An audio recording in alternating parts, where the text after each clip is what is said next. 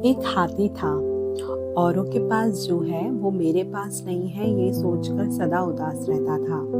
एक बार उसने बंदर के पास जाकर पूछा कि क्या तुम मेरे दोस्त बनोगे। बंदर बोला, नहीं, जैसे मैं पेड़ पर चढ़ता हूँ, एक पेड़ से दूसरे पेड़ पर कूदता हूँ, वैसे तुम नहीं कर सकते।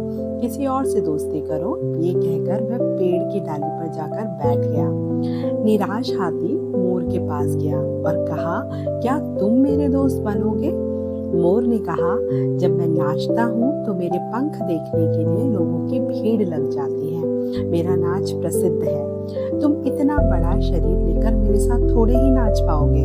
किसी और को अपना दोस्त बनाओ। ये बोलकर मोर ने भी मुंह मोड़ लिया।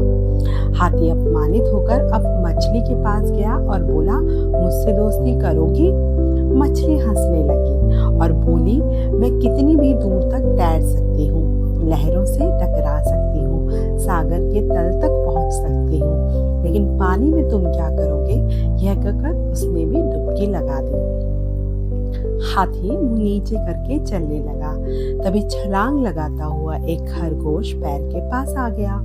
हाथी ने डरते हुए कहा, आ जाओ, आज से मैं तुम्हारा मित्र हूँ। खरगोश ने दूर छलांग लगाई और बोला, अरे मेरा रंग तो देखो, मैं इतना गोरा हूँ, तुम तो पूरे के पूरे काले हो। पहले सफ़ेद बन जाओ तो बात आगे बढ़े। इतने में एक पंछी आकर हाथी के सर पर बैठा। पूछा, क्यों भाई नाराज लग रहे हो? हाथी ने सारी बात बताई और बोला, और ना सही तुम तो मेरे साथ आकर बैठे, अच्छा लगा। पंछी बोला, नहीं, तुम्हारे कान के पीछे कोई कीड़ा दिखाई दिया, उसको चुगने में आया। मैं तो भाई उड़ता पंछी हूँ, तुम्हारे आँख झपकने तक पहाड़ पार कर लूंगा, कहाँ जमीन और कहाँ आसमान। ये कहकर वो पंछी भी बादलों के पीछे गुम हो गया।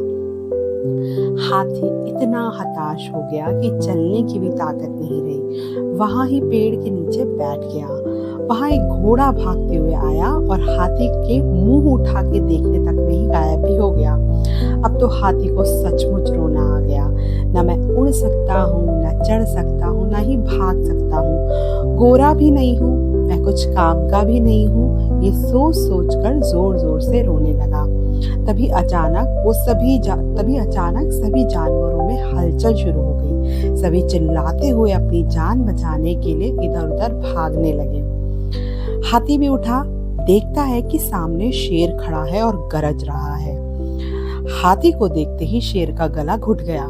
जब हाथी ने सूंड उठाकर चिंघाड़ा तो शेर चुपचाप दुम दबाकर भाग गया। हाथी ने जैसे ही पीछे देखा, सभी जानवर उसे जान बचाने के लिए धन्यवाद दे रहे थे। तब हाथी की आंख खुली।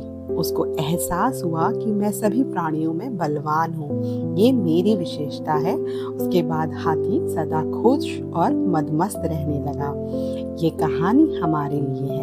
वैसे तो औरों की विशेषता को देखना बहुत अच्छी बात है, क्योंकि एक तो उससे हमें कुछ सीखने को मिलता है और दूसरा उनकी कमी कमजोरियों की तरफ नजर नहीं जाती है। लेकिन वो विशेषता मेरे अंदर क्यों नहीं है, इस बात पर दिल छोटा करना, उनके प्रति ईर्ष्या रखना, ये गलत है। इससे खुद के अंदर छिपी विशेषताओं को पहचानने का अवसर ही नहीं मिलता, जो आगे चलकर अवसाद का कारण बन जाती हैं। इसलिए अपने को किसी से कम नहीं समझिए, अपनी विशेषताओं को पहचानिए और हिम्मत मत हारिए। धन्यवाद।